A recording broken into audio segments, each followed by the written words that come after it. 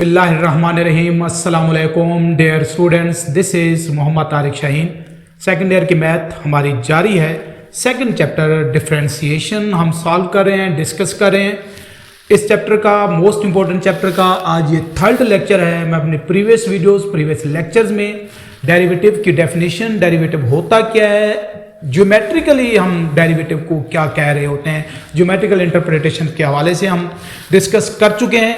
आज की इस वीडियो में बहुत ही important concept, short questions maximum papers में, बोर्ड्स में ऐड होता है कि derivative of a constant function is zero.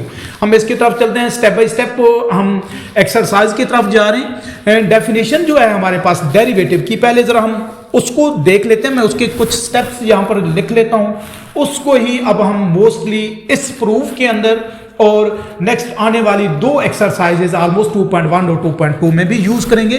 आप लोग की बुक में जो फंक्शंस के हवाले से जो नोटेशंस यूज हुई है वो y = f(x), हम करते क्या है, जरा स्टेप्स को देख लें। इनको ही हम मोस्टली यूज करेंगे, तो आप लोग को आइडिया होना चाहिए कि हम क्या कर रहे हैं।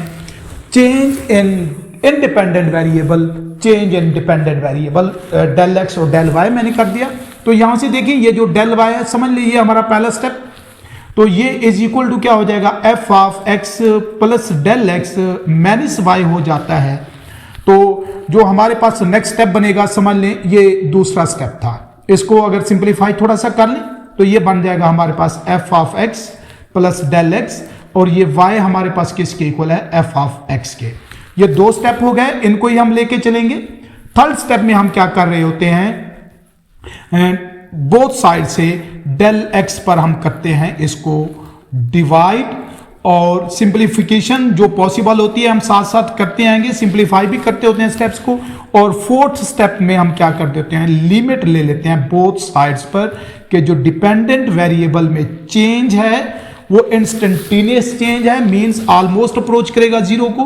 तो ये limit del x approaches to zero, f(x) plus del x minus f(x) over हमारे पास क्या है, डेल x। ये बाय डेफिनेशन डेरिवेटिव फाइंड करने के स्टेप्स थे, और इनके लिए हम डिफरेंट सिंबल्स यूज करते हैं। ये हमारे पास क्या कहलाता है, किसी भी फंक्शन का डेरिवेटिव dy ओवर dx या f(x) या जो भी हम कह सकते हैं। इसी प्रोसेस को हम आगे 2.1 2.2 पूरी जो एक्सरसाइजेज हैं यूज करेंगे। यहां पर हमारा जो टारगेट है, हमारा काम है, सिंपल सा प्रूव है कि derivative of a constant function है जीरो। कांस्टेंट होता ही कांस्टेंट है, तो उसमें जो चेंज तो होता ही नहीं है, हमने वो प्रूव करना है कि वो हमारे पास क्या होगा, जीरो चेंज होता है। अब जरा देखिए हमारे पास क्या है, हम फंक्शन लेट कर लेते हैं कि कोई फंक्शन है जो कांस्टेंट फंक्शन है, let f(x) is equal to c, constant function है। चेंज क्या बनेगा, f(x) प्लस हमारे पास क्या हो जाएगा, डेल x हमारे पास क्या हो गया, इसका change is equal to c, वो तो कांस्टेंट ही रहेगा। इसके बाद हम क्या कर रहे होते हैं, दोनों को अगर बोथ साइड से सब्ट्रैक्ट करूं मैं, तो f(x) प्लस डेल x, ये minus f(x) is equal to c minus f(x).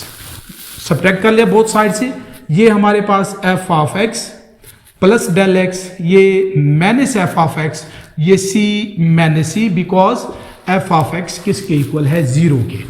तो देन देख लें students, f(x) plus del x minus f(x) is equal to zero. मैं वही स्टेप्स ही कर रहा हूँ, चेंज भी कर लिया, सब्ट्रैक्ट भी कर लिया, सिंप्लीफिकेशन हम साथ साथ करेंगे, तो c माइनस c जीरो हो जाएगा। अब बोथ साइड से उसके बाद हम क्या करेंगे, dividing both sides with del x, ये मैंने डेल x पे डिवाइड, तो जीरो ओवर क्या हो जाएगा, डेल x।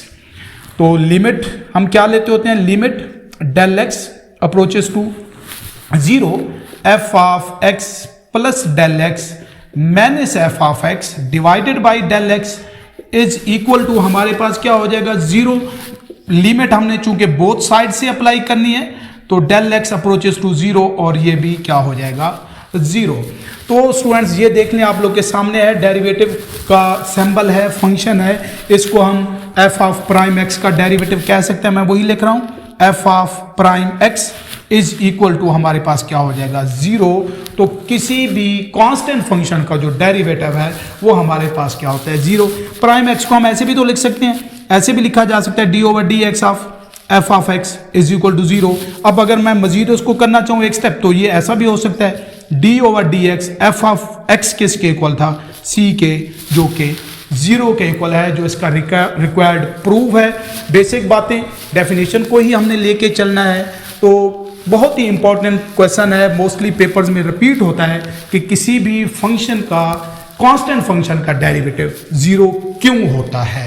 मैं उम्मीद करता हूं मेरी ये वीडियो, ये लेक्चर आप लोग को समझ आया होगा। नेक्स्ट वीडियो के साथ इसी चैनल पे फिर हाजिर होऊंगा, तब तक के लिए अल्लाह हाफिज।